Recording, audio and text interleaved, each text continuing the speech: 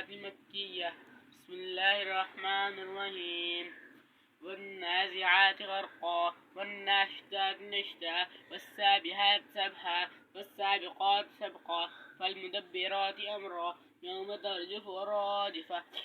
قلوب يومئذ واجفة أبصارها خاشية يقولون عنا لمردودون في الحافرة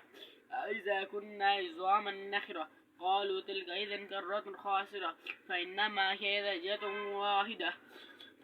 فإنما هي زجرة واحدة فإذا هم بالساهرة. هل أتاك حديث موسى إذ ناداه ربه بالواد المقدس طوى اذهب إلى فرعون إنه طغى فقل هل لك إلى أن تزكى وأهديك إلى ربك فتخشى فأراه الآية الكبرى كذب وعصى ثم أدبر يسعى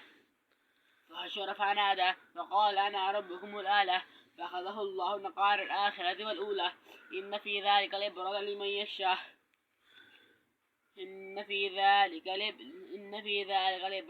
يخشى أنتم أشد خلقا أم السماء بناها رفع سمكها فسواها وأغطش ليلها وأخرج ضحاها والأرض بعد ذلك دحاها أخرج منها ماءها ومرآها والجبال أرساها متاعا لكم ولأنعامكم فإذا جاءت الطامة الكبرى فيوم يتذكر الإنسان ما سعى وبرزت الجحيم لمن يرى فأما من طغى وآثر الحياة الدنيا فإن الجحيم هي المأوى وأما من خاف مقام ربه ونهى النفس عن الهوى